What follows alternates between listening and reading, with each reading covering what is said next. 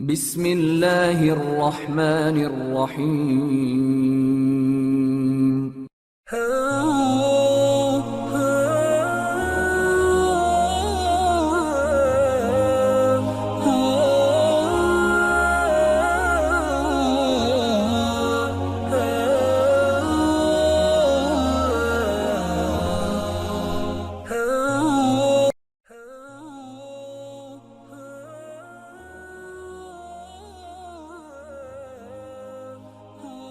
نبی کریم علیہ الصلوۃ والسلام کی ذات اقدس کے حوالے سے سلسلہ پنجتنی نے نوجوان نسل کی بہتر رہنمائی اور آگاہی کے لیے ایک سلسلہ وار پروگرام فوق البشر کی عنوان سے ترتیب دیا ہے۔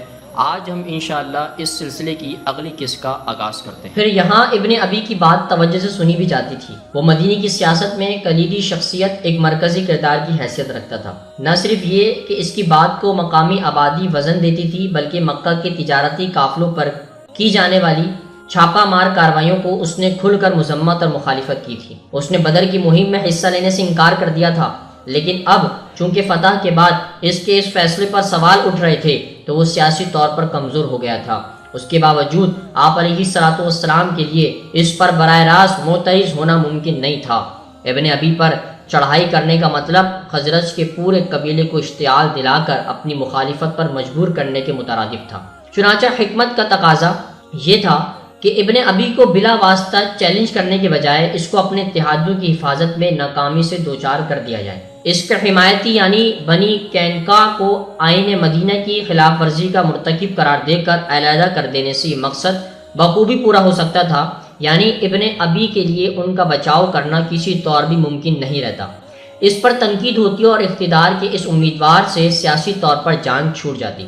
سیاسی کشمکش اور اقتدار کی اس جنگ کے بیچ میں یوں گھر جانا کینکا کے لیے آخری حربہ ہوتی، مگر بہرحال اب وہ اس بساط میں بری طرح نشانے پر تھے۔ اب اس بات سے کوئی فرق نہیں پڑتا تھا کہ اس کی وجہ بازار میں ایک لڑکے کی حماقت کے نتیجے میں ہونے والا قتل تھا، یا وہ دشمن کے ساتھ ساز باز میں شریک رہے تھے، یا پھر انہوں نے اس نئے سیاسی نظام کے ناقدین کے ہاتھ مضبوط کیے تھے۔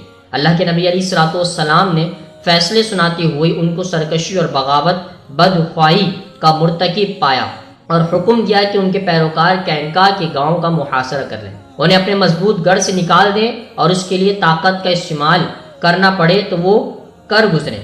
اس معاملے پر آپ علیہ الصلوۃ والسلام کا انتہائی سخت اور شدید رد عمل ہے، لیکن اصل نقطہ یہ ہے کہ اس طرح پہلی بار انہوں نے اپنے اختیار اور طاقت کا بھرپور استعمال کیا تھا اور مخالفین پر واضح کر دیا تھا کہ ابن ابی اس اختیار اور طاقت کو استعمال کرنے کے قابل نہیں۔ کینکا کا محاصرہ 15 روز تک جاری رہا، یہاں تک کہ پانی کی قلت پیدا ہو گئی اور نتیجتاً انہوں نے ہتھیار ڈال کر خود کو آپ علیہ الصلوۃ والسلام کے رحم و کرم پر چھوڑ دیا۔ مدینے میں ہر کسی کا خیال یہ تھا کہ شاید وہ عمومی شرائط ہی لاگو کریں گے، جیسے کینکا اپنے ہتھیار پھینک دیں گے، ان کی آئندہ کئی برسوں تک آمدن ضبط کر لی جائے گی اور ان کے سرداروں کو کچھ عرصے کے لیے زیر حراست رکھا جائے گا، لیکن آپ صلی اللہ علیہ وسلم نے انہیں بیڑیاں پہنانے کا فیصلہ سنا کر سب کو حق کا بکا چھوڑ دیا۔